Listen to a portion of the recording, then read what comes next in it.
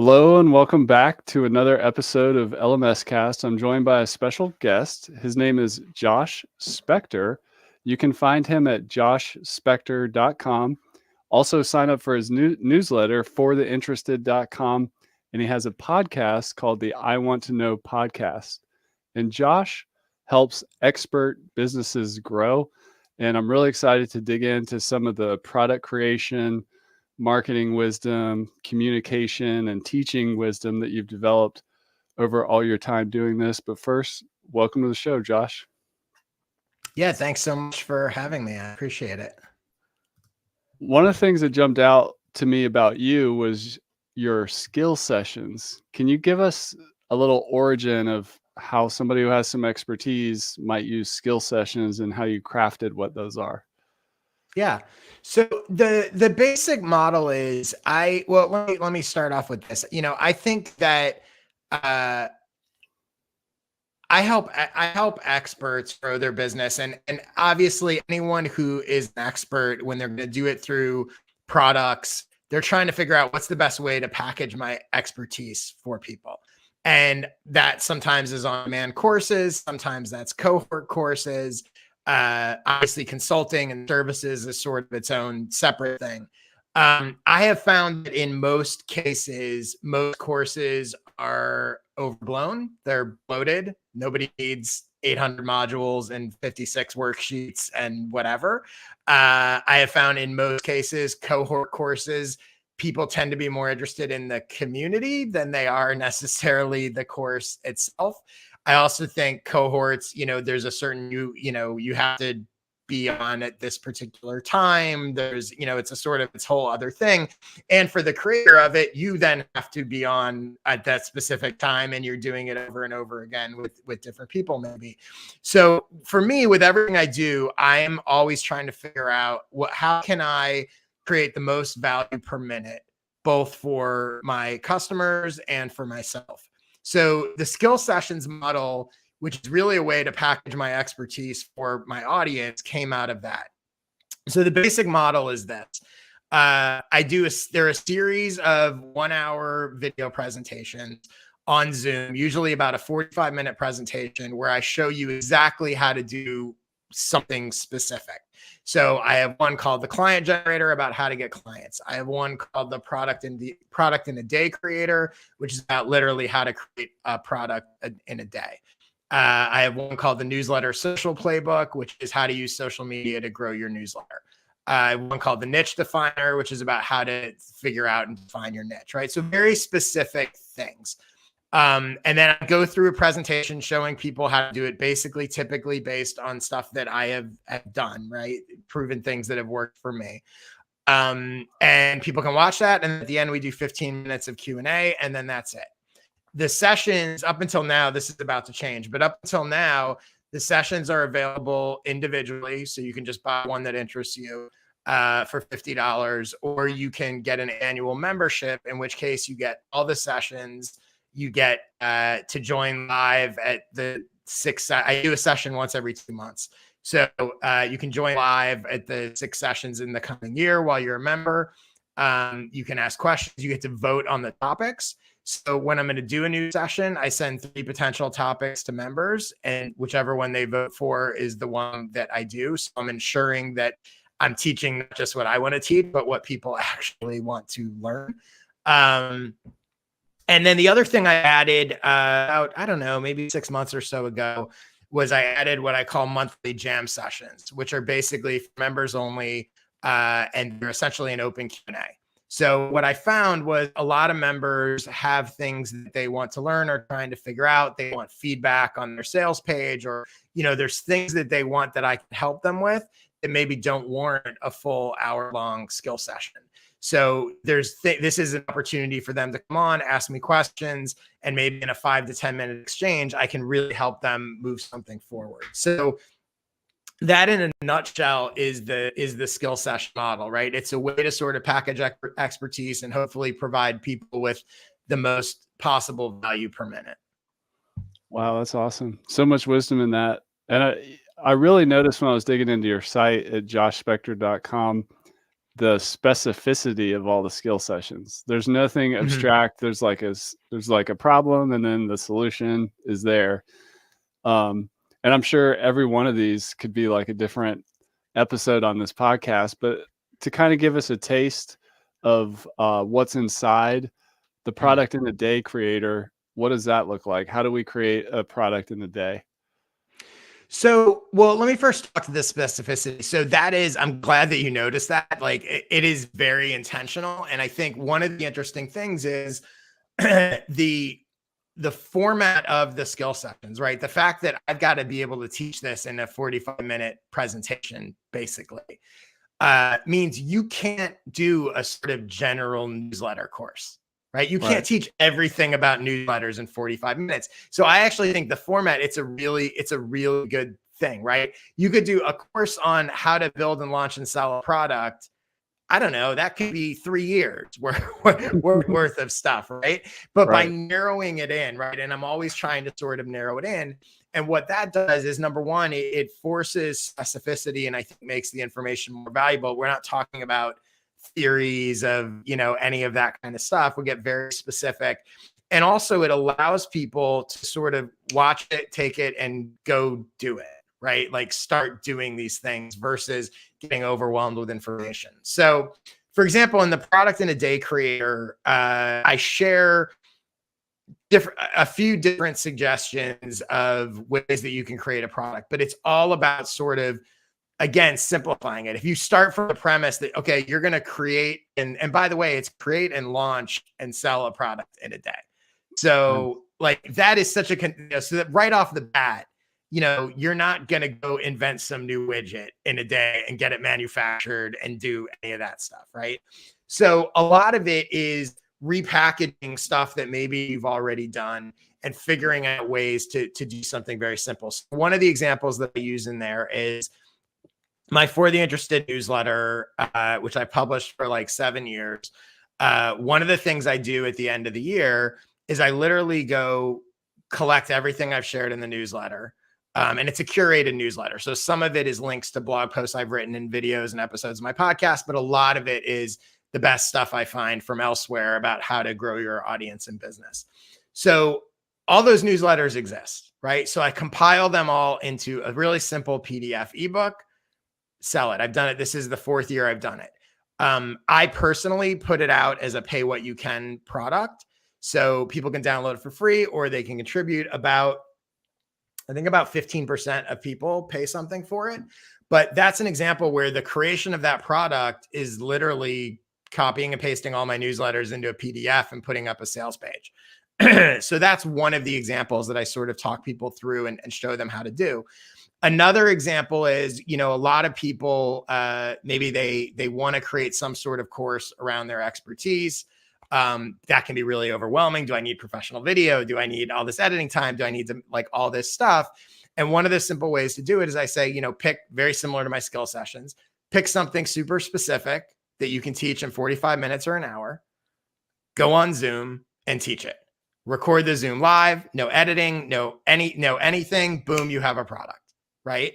Maybe it's someone else's expertise, invite someone else on that's an expert and knows how to do something, interview them for an hour on Zoom, record it, upload it, boom, product, right? So those are some examples. And I talk through in the session, both how to come up with ideas for products that might work for you, how to actually produce them, and then getting into also how do you promote them? How do you start to promote them? How do you start to sell them? All of that kind of stuff. And the idea is you watch that video for an hour and you can literally the next day create and launch a product. That's awesome. How much of your skill sessions are tactical versus strategy and theory? You said it's light on theory because you're gonna walk away with something you can implement. But tell us about that balance there, or how you think about that? They're highly tactical, and they're highly, what I would say, even more so than tactical, I would say they're highly actionable, right? So for example, if you think about the niche definer, right? So the niche define, there's a big difference between the product and a day creator where it's like, I'm going to make this tangible thing and I'm going to sell it. And the niche definer is sort of a level up. It's a little more theoretical. It's a little more, I'm trying to figure out my positioning and all of that kind of stuff. But in that session, I give specific exercises that you can do. That's the actionable part. So I'm not just talking about, hey, here's how to think about niche and here's how to sort of sort this through. I give literal specific exercises that like you can go through and you can map these things out. You know, part of the premise of the niche definer is I started with the example of a sculpture, right? And that I think what people get wrong about niche is they try to build or pick or choose a niche. And I think your niche already exists and you're just carving away the stuff that isn't your niche, like a sculpture, right? You start with a block of marble and you're carving, the sculpture is already within it you're just revealing it by carving it away. So in that session, we go through exercises that helps you carve away and find the niche that actually already exists, as opposed to sort of you're randomly trying to pick and choose one. So that's an example of something that's a little more theoretical, but given actionable exercises that you can use to do it, basically. Let's double click on that because, you know, niche challenges are obviously a big challenge in the expert industry. Tell us a little more about carving the statue out of the stone to reveal the niche that we probably already have and we're just not clear on. It's funny because it's been a while since I've done that session, so I'm trying to remember some of the exact stuff that I share in there.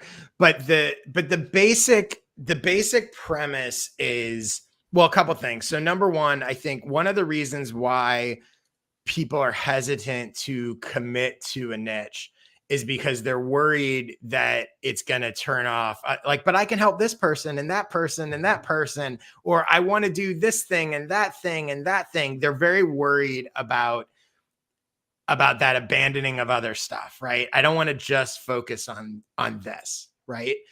And one of the things that I talk about in there that I think is really maybe arguably the most important concept to understand about niche is that niche is not about only. It's not about, your niche is not the only people you're going to serve, and it's not the only thing you're going to do. Niche is about ideal, right? So the question is, when you're choosing your niche, who are the ideal people you want to work with? What's the ideal work you want to do? Because everything that you're putting out there is designed to attract the ideal. You will still wind up doing other stuff and attracting and working with other people. But you should have some idea of like, okay, yeah, I like to do A, B, and C things, and I like to work with X, Y, and Z people. But everything being equal, who do you like working with the most? What do you like doing the most? And optimize for that. The other thing is to understand that your niche is always going to evolve. It's not people are afraid to commit because they're like, but if I do this, then I'm stuck. You're never stuck. Even if you choose something and it works fantastic, it's still going to evolve over time, right? Even in success. So I think those two concepts, number one, start freeing people up because they go, oh, okay, it's not only, it's just who do I most want to work with? And the truth is, everyone, even if you say you want to do a bunch of things for a bunch of different people, they're not all equal. Some part of you is like, you know, this is who I can best serve or who I most like to serve. And, you know, this is the work that I most like to do. So what I'm saying is sort of focus on that. In terms of your niche already existing and sort of carving away the stuff that isn't your niche, there's an exercise in there where literally there's like a chart and you map out, and I forget the specific categories that I had in it, but you map out this combination of things you like to do, experience you've had. Like there's 5 or 6 things where you sort of put them all down and you're looking for what are the similarities here, right? And what's sort of off track. And what winds up happening is you start to see some of these connections, and you're sort of the natural niche based on what you like to do, who you can best serve, the skills you have, the experience you have, the resources you have, whatever it is, your natural niche starts to emerge out of that. And then you can go from there. That's awesome. In my opinion, writing is super important as an expert. And particularly, I'm just thinking about the future. There's a lot of people coming up who are like really well versed in video and the YouTube generation, and maybe haven't spent as much time writing. As a podcaster, I try not to ask two questions at once, but just to weave in some color to this, I've really been impressed with what Justin Welsh has done in the Mhm. past couple of years, and I saw you mention him on your site. And I also find his material quite tactical and actionable. Yeah. Um, and he's obviously a great writer, and he develops systems for writing. But tell us how to develop as writers and really use that skill and build our email lists, but most Mhm. importantly, communicate effectively. So I think there's a few things. So first of all, I agree. I think writing is incredibly important, and it's the core of. I actually think writing is the core of any expert's success, even if you're going to do videos or podcasts or whatever you're going to do. But I think what's important to understand is I think the definition of writing is much broader than maybe some people think, right? So, to me, writing is, there's writing newsletters and blog posts and social posts and all of that stuff, but there's also writing sales pages and marketing emails and proposals and writing, emails to clients or audience members or giving them feedback, when I talk about writing, I'm talking about all of that stuff, right? Not just, oh, you have to have a blog or you have to whatever, right? Videos, right? Your YouTube videos, even if they don't have a quote unquote script that you're reading from a teleprompter, you're mapping out ideas you want to talk about, right? Writing is the process of communicating those ideas, even if you're ultimately speaking them, right? On a podcast, another example. Well, you're going to have to write a title for the podcast, and you're going to have to write a headline for the episode and some sort of description. And when you share it on social media or in your email, you're going to have to write that. You're going to have to write questions for the person you're interviewing. You're going to like all of these things are ultimately writing, even if you don't view yourself as a quote unquote writer. Right. So in terms of how you get better at writing, obviously there's a million things, but I think, the first thing is clarity is hugely important, right? Clarity and specificity. Understanding that every single word you use is a choice, and one choice conveys something different than another choice. So, for example, one of the things that I talk about all the time is because I always see people, and it's such an easy improvement and fix is you'll see people's websites where they say, well, here's a perfect example, right? They might say, I help people grow their business. People is a red flag word because people could be anything. And it's a missed opportunity to insert. If I say I help experts grow their business, that means something totally different than people. If I say I help entrepreneurs grow their business, that means something different than experts. If I say I help creators grow their business, that means something different than entrepreneurs. Now, there is no right or wrong. This is where it gets into alignment and understanding your niche and who you're trying to reach and all of that. But just at a base level, understanding that every one of these words is a choice. Am I helping them grow their business, or am I helping them grow their revenue? Or am I helping them get more clients? Or am I helping them sell more products or get more customers? All of these things are choices. So in the most simple sentence, right? I help people grow their business. Just by looking at people and grow their business, a million choices there, right? So I think from a writing perspective, at its base level, understanding that every word is a choice and making those choices consciously and deliberately is one simple thing you can do to improve your writing. Another simple thing you can do to improve your writing is stop trying to impress people with your writing, right? Don't use fancy words. Don't write like you're writing literature. My background is in journalism, which I think is partially what fuels my approach. But you should always be trying to write like you speak and like others speak. You always want to, the goal of any writing is to be understood. So there is no such thing as good writing that people don't understand or are confused by or whatever. And so I think a lot of times people go the opposite because they're trying to be more formal. Some of it's their own insecurity. Some of it is really bad things that they were taught in school or in jobs or in whatever. The less formal, the more sort of normal and simple you're writing, the more effective it will be, the more it will connect with people. Less is more in most cases. I say this with newsletters all the time. Most newsletters are overwritten. This is also true with blog posts. You'll see things where it's like, the intro is like, today I'm going to tell you about how to grow your business if you're an entrepreneur.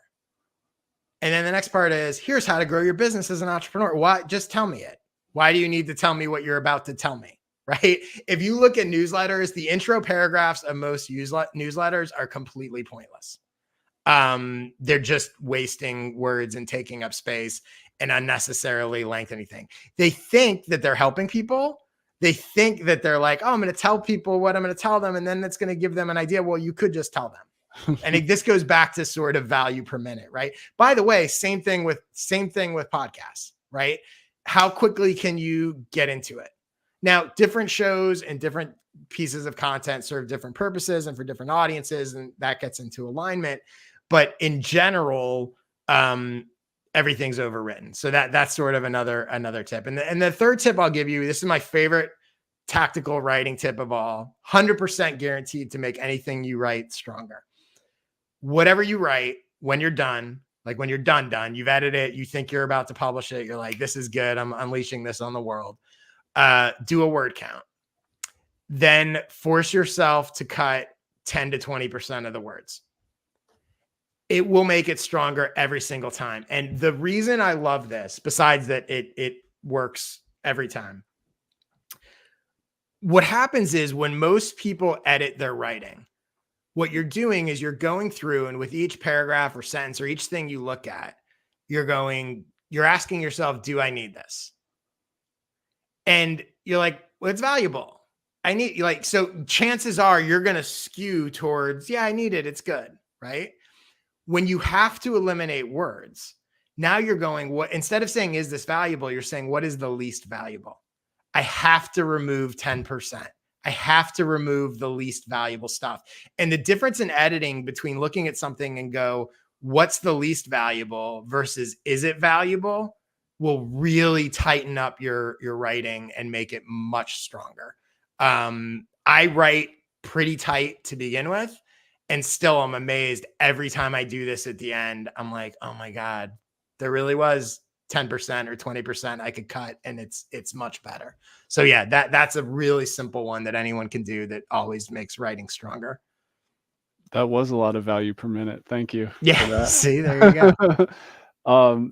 You also have a skill session on the Solopreneur Simplifier, and having been in this expert industry for over a decade, I've noticed, like, kind of within the past 3 years, the solopreneur thing is really getting big, or just more. It's always been big, but it has more focus. And maybe some people in the industry have built teams, and they're like, oh, I just want solo again. And some new folks are like, I just want to keep it small, but focus on the lifestyle and not outsource my whole life, but be this awesome solopreneur. Tell us about that and about being a solopreneur and how to simplify it, because it can be overwhelming. Like you said, all these different things. Now we're writing in 50 different places. Like, how do we keep it simple and not run our life off the rails? So in that one, I share a bunch of different, a combination of sort of approaches that I use, as well as tools. There's a tool I talk about in there, and I actually show exactly how I use it, called Text Expander. I don't know if you've ever heard it. It's fantastic. Like, create snippets and just, little simple things. And I show how I use it in my stuff. So there's some tool stuff in there. There's also some approach stuff. I think I might share that 10% word count trick in there as well. I'm not sure, but I think I might. I talk a lot about, there's a lot of assumptions, right? So like with social media, there's assumptions that like you need to be on all these platforms, and like you don't. the truth is 1 or 2 at most is more than enough. When you feel like, I always laugh because people are like, oh, I'm on Instagram and I feel like I also need to be on TikTok and LinkedIn and Twitter. And I'm always like, because you don't think there's enough people on Instagram to accomplish your goal? Like, if you think about it, like, that's really what it is, right? So, like, I understand that, like, maybe there's people you're missing, but you've really reached everyone on Instagram that could potentially be in your audience. Like, of course not, right? Any of these platforms at this point is more than big enough to accomplish whatever your goals are. And the truth is, in order to succeed on any social platform, it takes a lot of time and effort and attention, right? And that, you're ultimately going to grow faster if you focus on one platform than if you spread your time and efforts across multiple. So that's an example of sort of ways to simplify, sort of breaking from some of these assumptions that that people feel. And then I also get into, certain things like, I'm not huge on automations, but there are some basic automations. How do you use a welcome email? What do you send to people after they buy your product? Like, how do you do some upsells? Like, things that you can do to simplify your work. And then even I do talk about, just because you're a solopreneur doesn't mean you can't get help from anyone, right? So, I talk a bit about how to do that. So, for example, I have someone that helps me part-time with stuff and has for years. We don't have weekly meetings or calls. We don't do any of that. Like, no, it's like, we'll talk occasionally when we need to. And here's what you're responsible for. Let me know if you have any questions. Like, we don't need a weekly check-in call, right? And I think lots of people have assumptions, right? That if you do have someone like you do need to do that. And in some situations, maybe you do. But I think a lot of it is sort of removing a lot of these assumptions and really looking at how can you simplify everything that you do, basically. That's awesome. Client attraction. You have the client generator. It's a popular subject on this podcast in terms of course creators and coaches and people with training-based membership sites. They want more clients. How can you help them? Well, it's funny. It's the same thing. Some of these I haven't put out in a long time. So it's like, I'm trying to remember like what's in there versus things that I've talked about. But I'll give you a sort of few examples, right? So like some specific examples. So one of the things that I talk about in there is I do this thing occasionally on Twitter that I call sort of like free coaching tweets. And basically what I do is I'll typically pick something specific, right? So I might go, I usually say free coaching time. So if I'm on Twitter at @Spector, by the way. So if you go there and search for, tweets that say coaching or free coaching time from my account, and you'll see a bunch of these. So I'll do something that is, I might say like, okay, free coaching time, show me your newsletter sign up page and I'll take a look and give you some suggestions to improve it. Okay. And so what happens is all these people reply, because who's going to turn down free coaching, right? So like, here's my sign, so the tweet winds up doing pretty well because you're getting a lot of engagement.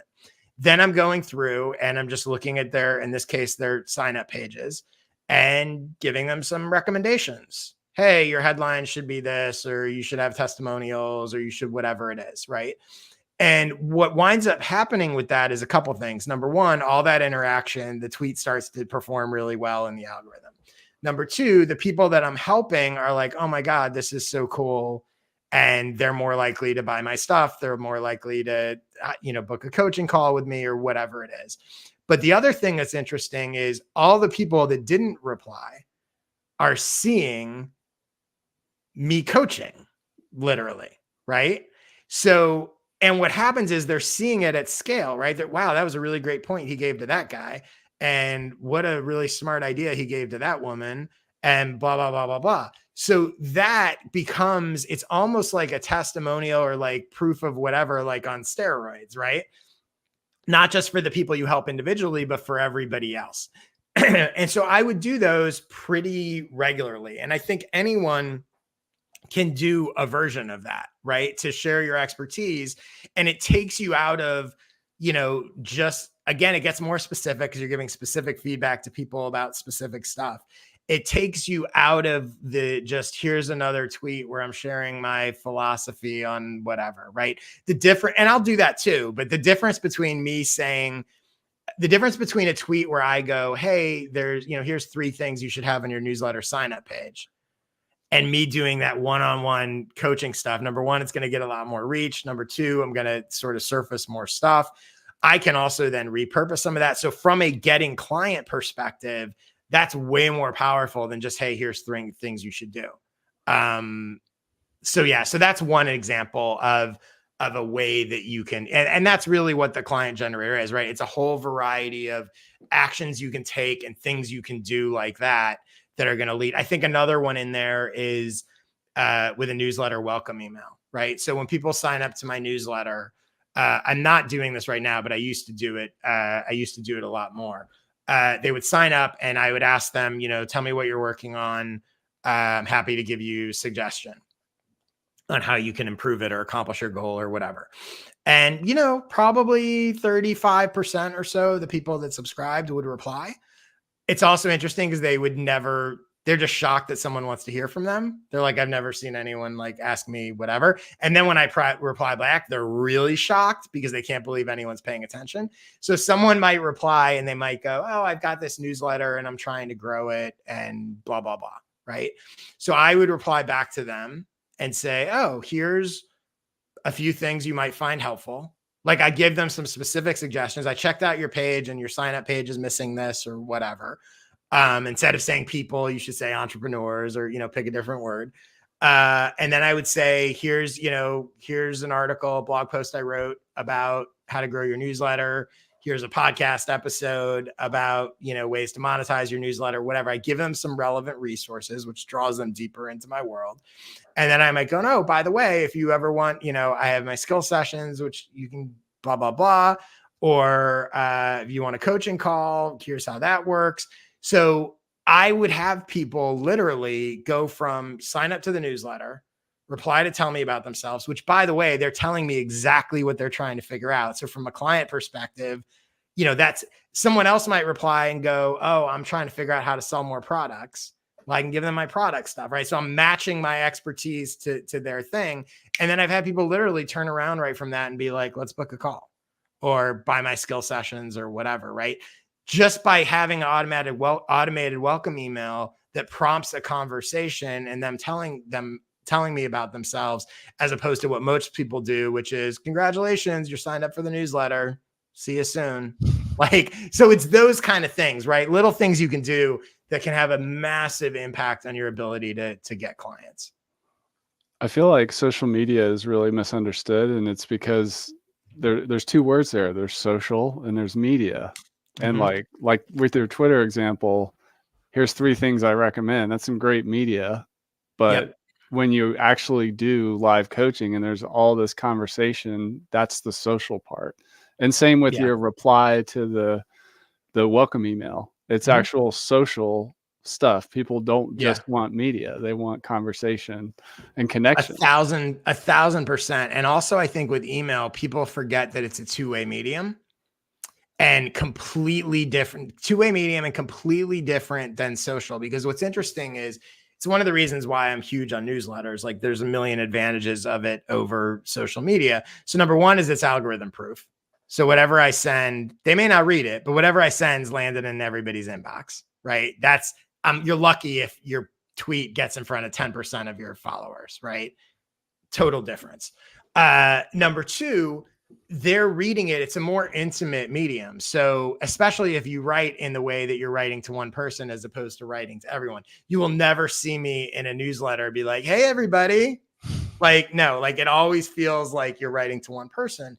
But what's interesting is when someone sees something you share on social media, they also see how many likes does it have? How many retweets does it have?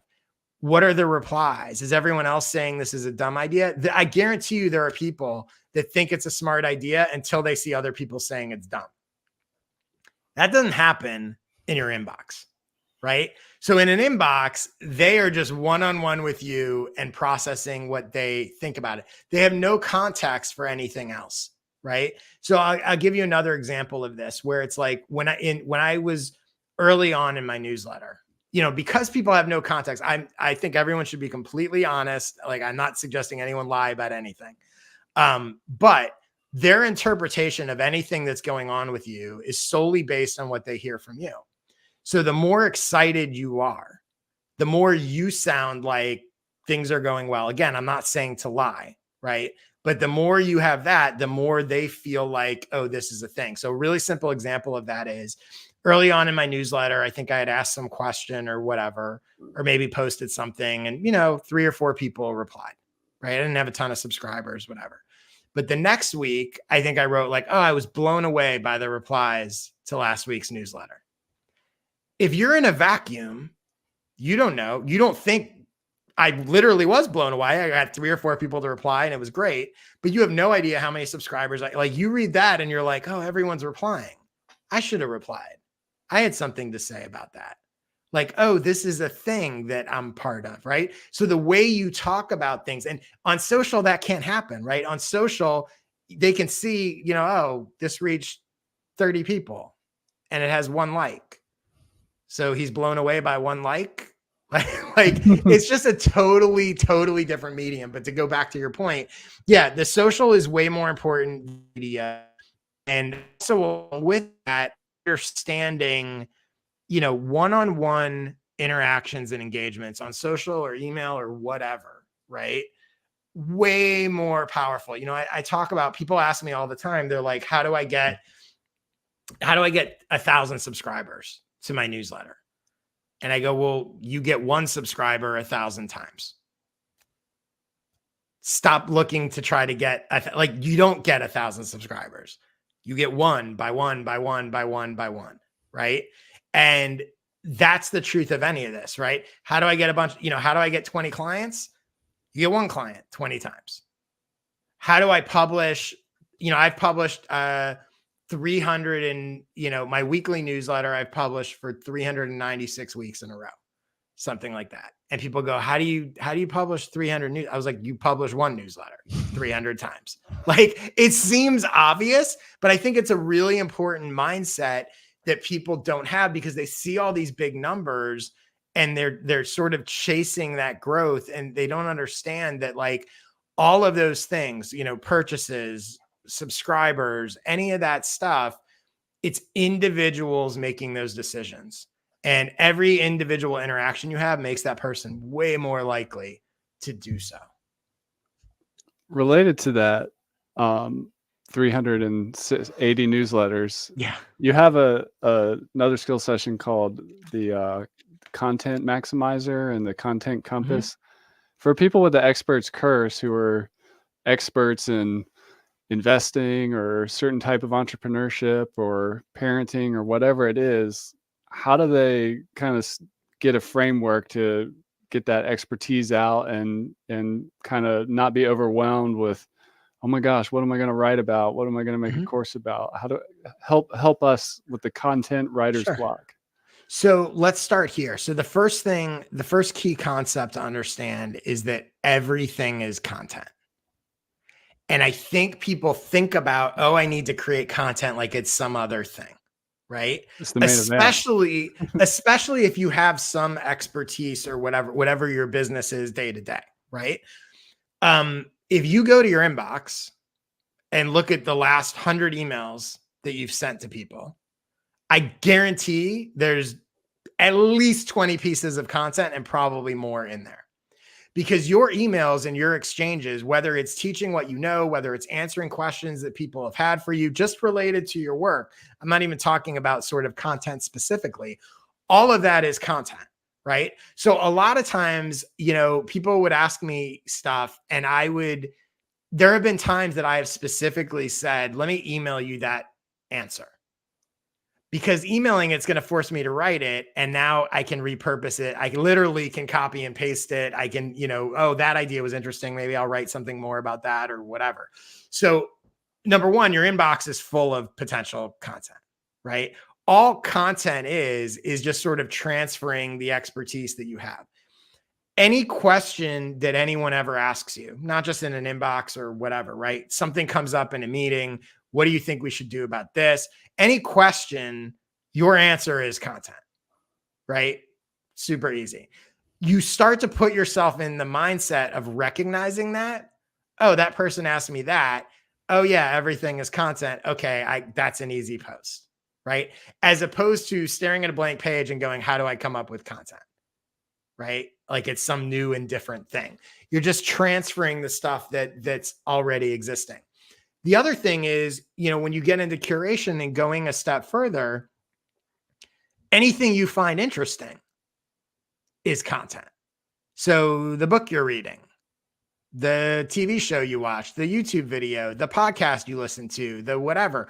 Again, when you start to have that mindset of everything I'm saying or sharing outside of social platform, outside of the content world, can easily become content. And everything I'm consuming, oh, I was in a meeting and that guy said something super interesting. Let me go look at my notes from the meeting. What did I write down? That's content. And by the way, here's the other thing. It could literally be like, I'm just looking at my notes to see if there's anything that I wrote down recently. But anything, let's say you're in a meeting and you write something down, depending what it is, you literally could even take a photo of it and just post the photo. Was in a meeting about whatever, such and such said this, I wrote it down, and it would probably do really well. So I think that mindset makes it much easier. I think where people get in trouble is they sit down and they go, now it's time to create content. What do I say? The other thing is, if you are going to do that, right, a really simple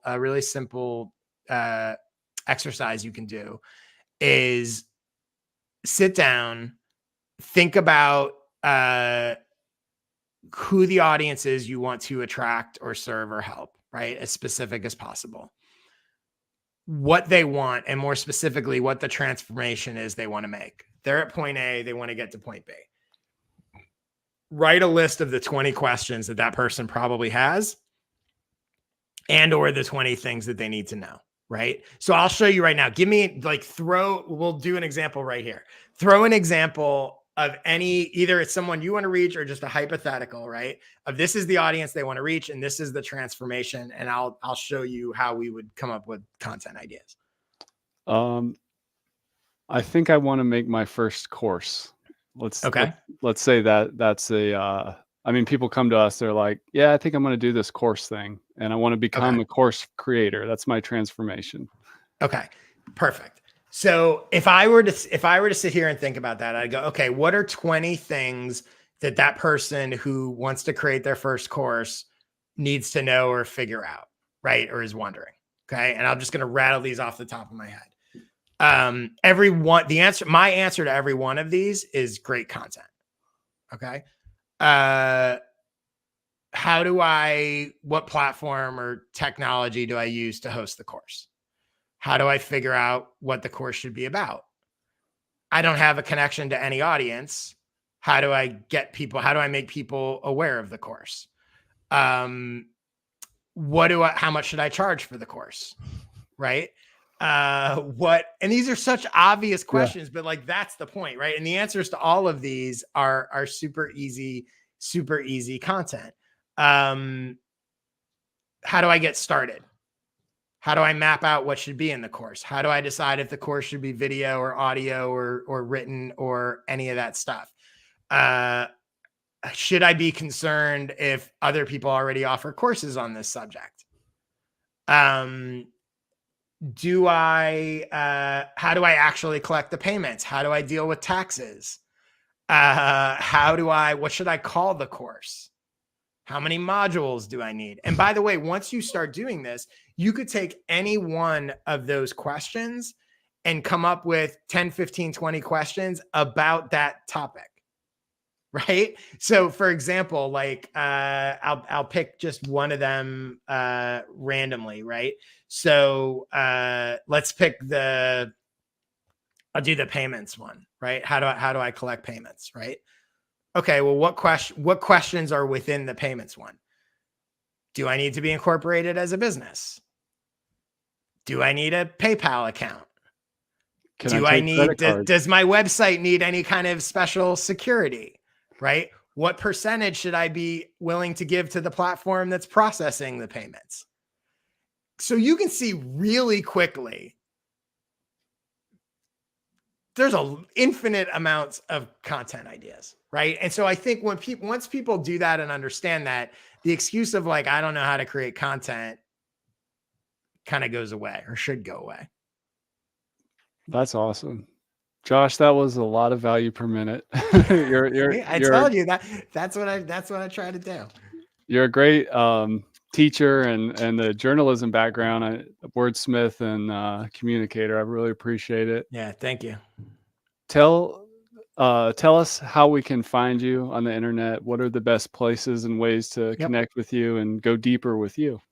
So joshspector.com, you can find all my stuff there. My newsletter, it's free, fortheinterested.com/subscribe. My podcast is called I Want to Know. It's on all the various platforms.